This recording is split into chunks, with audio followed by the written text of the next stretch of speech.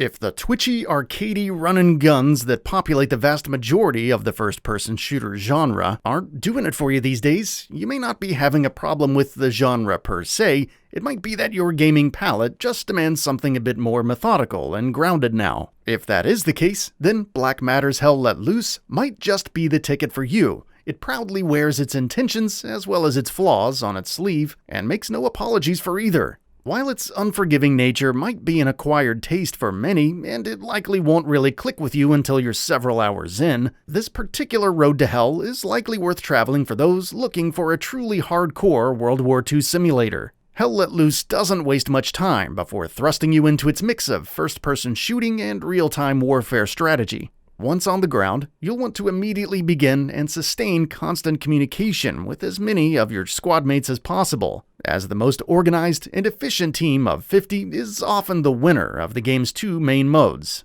offensive and warfare, both of which are basically centered around the concept of a huge map where up to 100 players compete for control of the map's handful of zones scattered throughout the area while a timer ticks away. As previously mentioned though, communication is the key here. One can voice chat with their designated unit, with whoever is near their current location, or of course commanders can functionally talk to the entire army by talking directly with leaders of each unit. Soldiers within each 6-player unit are tasked with carrying out their specific duties, whether that be medical, engineering, assault, support, or other focuses, all of which have their own unlockables that slowly fall into place as you use them. But everyone also needs to be able to think on their feet and pick up players' slack at a moment's notice.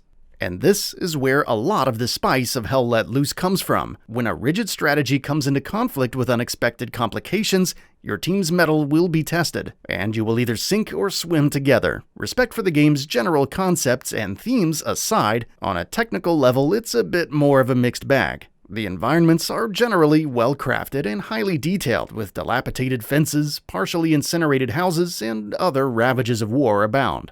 These pockets of highly engrossing areas don't encompass the majority of most maps though. Most of what you'll see as you traverse the landscapes on your way to your next destination are large, empty fields lined with the same bushes and trenches that you saw in the last map.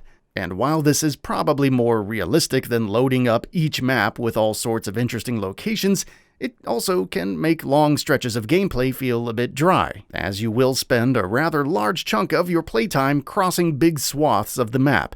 This is especially true when you're first starting out, or when you end up on a poor team, since you'll be dying more often.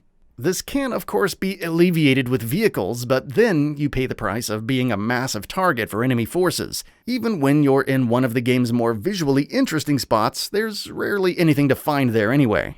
In fact, they can draw the eye of the enemy as well, so your team really shouldn't hang around in them for long anyway. Unless, of course, your strategy specifically requires that. Customization of your soldier's attire is similarly full of respectably accurate options, but nothing special. The flip side of the game's visuals being a bit barren and plain is the game running pretty well most of the time and setting the mood effectively with nice lighting on top. From a wider view of the game, those drawn-out segments of traversal and strategy are really just the connective tissue between the game's brutal firefights, where one wrong move can alter the course of the entire battle. It's in these moments, where you and your opposition are finally having it out, the most prepared and efficient team will almost surely prevail, and all of the build-up of strategizing and execution comes to a head. The nuts and bolts of the combat are about as basic as it gets though. Holding R1 will bring up your unit-specific options like health packs, grenades, mines, or binoculars. But the rest of the controller layout is standard FPS fare, although I do appreciate the ability to sprint while crouched, which you don't see every day.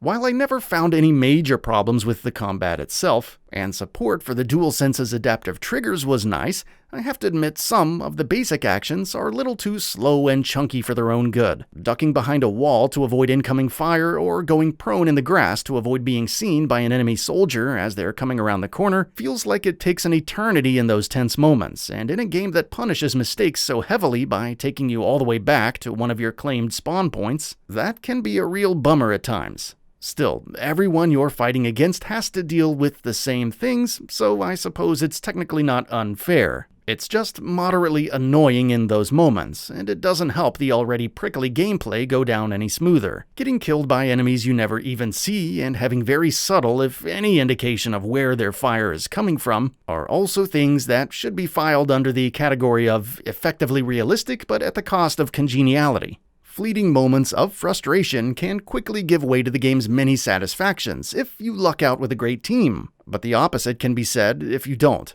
Unless you have at least 40-ish friends who are all as good at and dedicated to the game as you are. But I think for most of us, that won't be the case. The game's sound design brings an extra bit of shine to the overall experience, from the arrhythmic snaps of distant gunfire to the iconic ping of an M.I. Garand's final bullet ringing out. Hell Let Loose's atmosphere is brought together nicely with a vast array of authentic sounds that engulfed the many battles of World War II. Hell Let Loose is something that most online multiplayer shooters are afraid to be, as any misstep in unbalanced map design or overpowered classes could result in an instantly broken experience for everyone. Despite some clunkiness with finer movements, some stretches of dullness that go on a bit too long, and the inevitable inconsistencies that any online game is destined to deal with, Hell Let Loose often adds up to a good time, and sometimes even a great one. It doesn't do much to go above and beyond, and its deficiencies might be enough to stop some from enjoying its strong points, but for the players the game is clearly aimed at, its flaws are mostly forgivable.